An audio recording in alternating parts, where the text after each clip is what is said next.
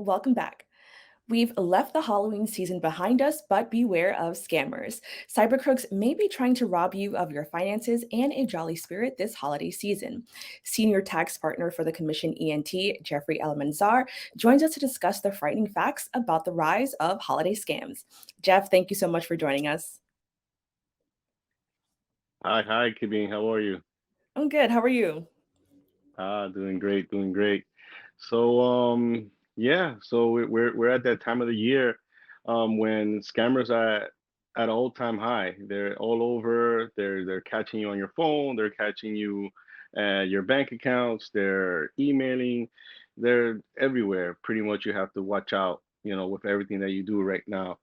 So the holiday season obviously is a time where a lot of people are shopping a lot more than any other time of the year. So um, there's a lot more transactions, there's a lot more numbers. So people are less likely to look through their transactions and see if there's any money coming out of their bank accounts that should not have been a withdrawal. So scammers are in tune into what's happening in the trends, so they know exactly when to attack, basically.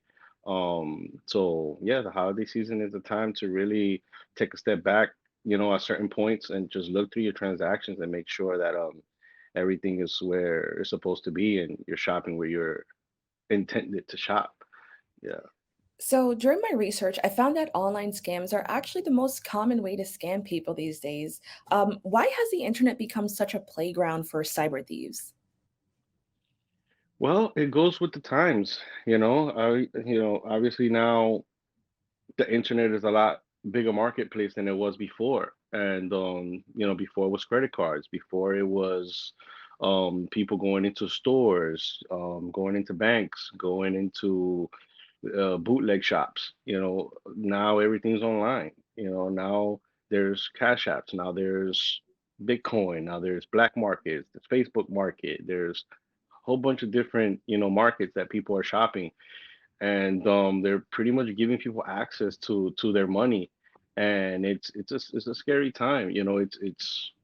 It's a time of expansion where obviously there's going to be some good coming to it because the world is just becoming a lot smaller, with every turning, day. So but at the same time, it comes with its pros and cons that we have to be aware of every single thing that we do online and try to protect ourselves with who we give our information to, finding ways to protecting your information, maybe with double authentications, anything that you can do to find information to secure your money and your social security numbers, and just people educating themselves. There's so much ignorance out there. I think I've seen someone post their social security number on Instagram, and I'm like, oh my God. So it's really crazy how people are getting so comfortable with social media as well that they forget that it's a public space that everyone has access to seeing your information. So that's another thing to be aware of. So I like that you brought up social media, and even like the Facebook marketplace, because that kind of leads into my next question. Just, social media platforms provide grounds for scammers to thrive.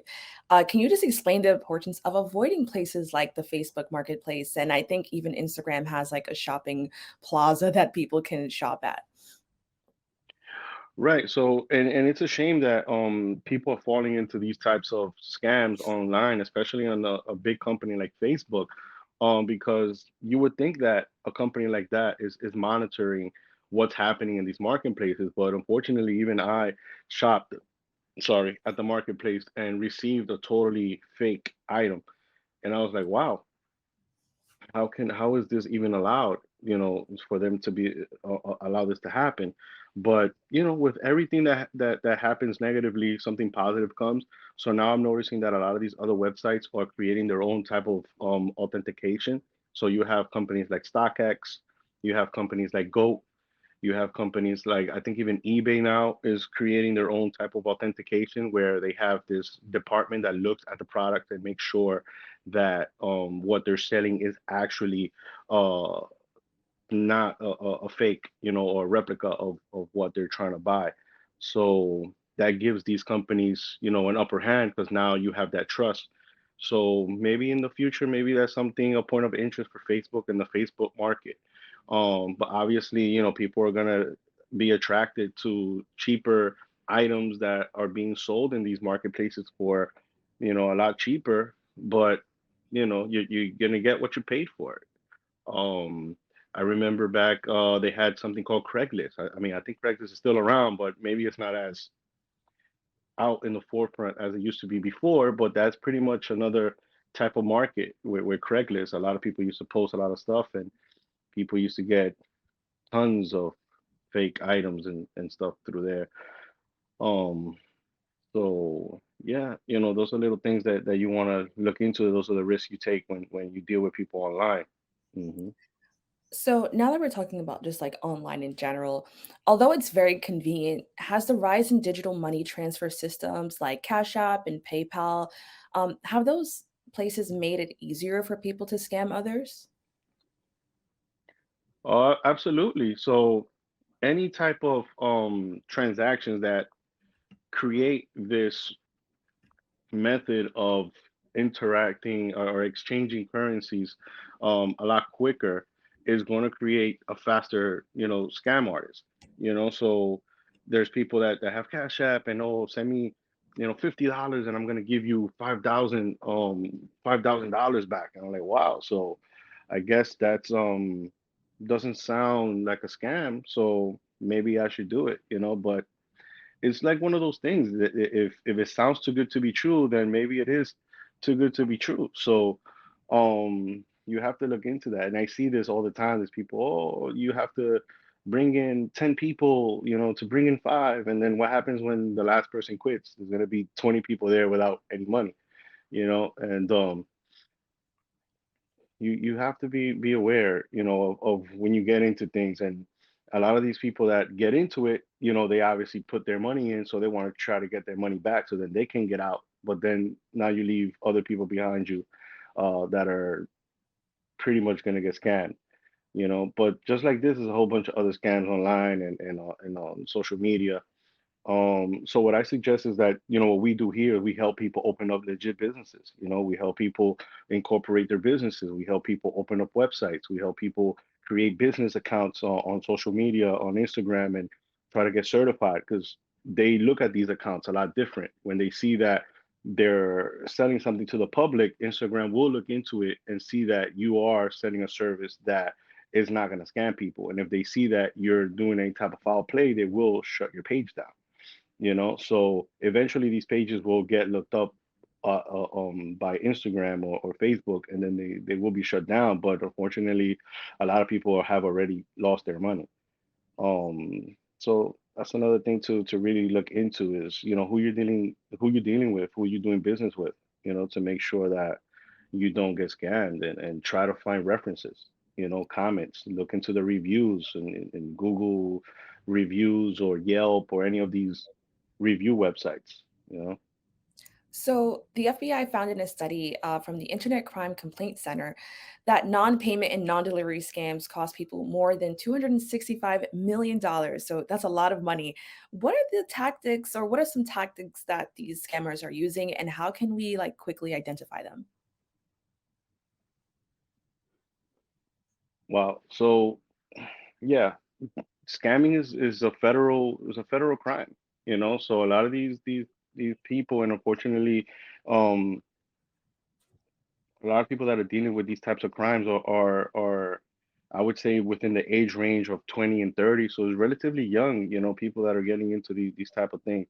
And it's a federal crime. And unfortunately, there's a lot of people in jail for this, and they get caught eventually because if you think about the times of the mafia back in the 20s and Al Capone, all they have to do is follow the money, So they see where the money is coming, where the money is going.